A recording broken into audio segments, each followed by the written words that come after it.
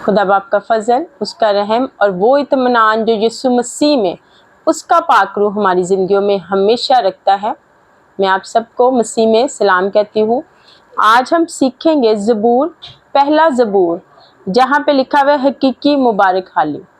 हकीकी मुबारक हाली मीन्स के ब्लेस्ड, ब्लेसिंग, कि ब्लेसिंग्स कैसे आती है, वो कौन से तरीके हैं, वो कौन से वेज है जिनको हम यूज़ करके we can enter in blessing. आमीन। तो यहाँ पे लिखा है हुआ है उस एक शख्स की, एक आदमी के बारे में कि वो कैसे, how can he get blessing, वो कैसे ब्लेसिंग को हासिल कर सकता है। यहाँ पे लिखा है मुबारक है वो आदमी जो शरीरों की सलाह पर नहीं चलता और खताकारों की राह में खड़ा नहीं होता और ठट्ठा बाजों की मजलिस में नहीं बैठता।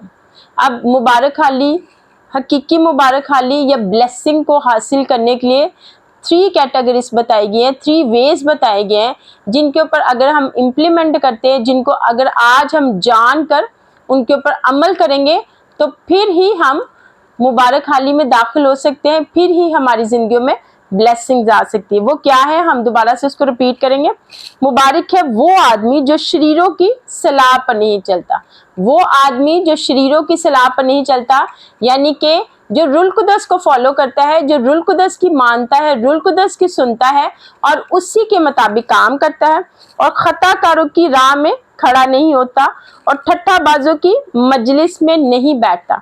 खताकारों की राह में खड़ा नहीं होना और ठट्ठा बाजों की मजलिस में नहीं बैठना, ये दोनों चीज़ें हमें दुनियादारी से नज़र आती हैं। दुनियादारी की सोसाइटी, दुनियादारी की सोहबत, वो कंपनी, वो लोग जो आपको दुनियादारी में लेके जाते हैं, जो आपको खुदा के कलाम से, खुदा के पाक रूह से और यीशु की मोहब्बत से जुदा करते हैं, उन चीज़ों को हमने अपने अंदर से निकालना है।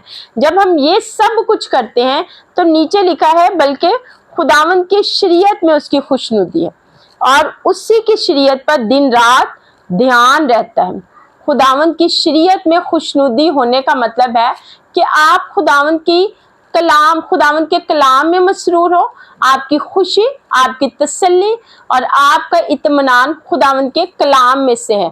जब आप दुनियादारी की चीज़ों को छोड़ते हैं, जब आप शरीरों की सलाह से बचते हैं, जब आप खताकारों की राह में खड़े नहीं होते और जब आप ठट्ठा बाजों की मजलिस में नहीं बैठते, ये तीनों चीज़ें दुनियादारी से बिलोंग करती है। जब आप दुनियादारी की इन चीज़ों को छोड़ देते हैं और बिल्कुल खुदा के कलाम की तरफ आ जाते हैं, उसके ऊपर ध्यान रखते हैं, उसको अपने दिल में और अपनी रूह में समा के रखते हैं, तो तब ही यहाँ पे लिखा है बल्कि खुदावंद की शरीयत में उसकी खुशनुदी है। तो फिर आपकी खुशी, मेरी खुशी, हम सब की खुशी क्या बन जाता है, खुदावंद का कलाम और उसी की शरीयत पर दिन रात उसका ध्यान रहता है। उस आदमी का जिसने दुनियादारी से अपने आप को डिस्कनेक्ट किया है, उस आदमी का ध्यान जो कि दुनियादारी की सारी चीज़ों को छोड़ आया है और जिसने पूरे तौर पर अपने आप को खुदा के कलाम के मुताबिक ज़िंदगी गुजारने के लिए छोड़ा है।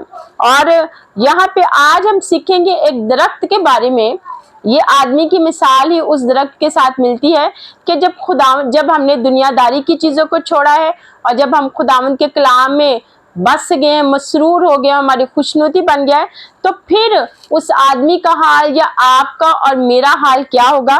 यहाँ पे लिखा है वो उस दरख्त की मानद होगा जो पानी की नदियों के पास लगाया गया, जो वक्त पर फलता है और जिसका पत्ता भी नहीं मुरझाता।